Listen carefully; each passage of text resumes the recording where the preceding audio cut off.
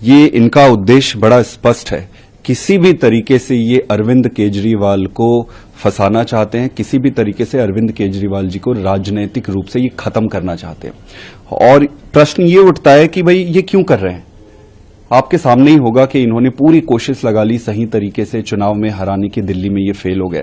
इन्होंने पूरी कोशिश कर ली पंजाब में रोकने की, ये फेल हो गए। फिर दिल्ली में वापस एमसीडी का चुनाव ये हार गए। और जिस तरीके से आम आदमी पार्टी का विस्तार हो रहा है कि इस पार्टी को और अरविंद केजरीवाल को लीगल तरीके से चुनाव में हराना मुश्किल ही नहीं, नामुमकिन होते जा रहा है। फिर उन्होंने कोशिशें की कि काम रोक के इनको चुप करा लो। काम रोक के भी कुछ हुआ नहीं, काम जैसे तैसे मैनेज हो ही गया। फिर इन्होंने डराया धमकाया और बाकी के साथियों को जेल में डाला। इन्होंने वो कोशिशें कर ली, मनीष जी को कोशिश कर ली, सत्येंद्र जैन जी को, संजय सिंह जी को, वो भी फेल हो गई।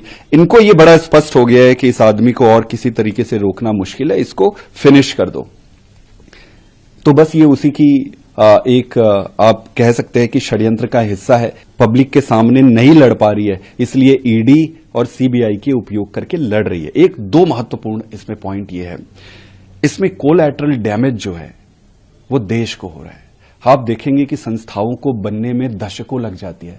दूसरा महत्वपूर्ण, दिल्ली की जनता को जिस तरीके से उनके अधिकारों से वंचित रखा जा रहा है, उनके काम नहीं होने दिए जा रहे हैं, ये बहुत गलत है।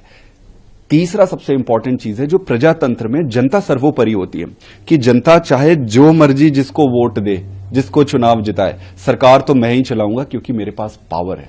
मैं बस इतना ही कहना चाहता हूं कि जनता तय करेगी और अंत में सच्चाई की जीत होगी।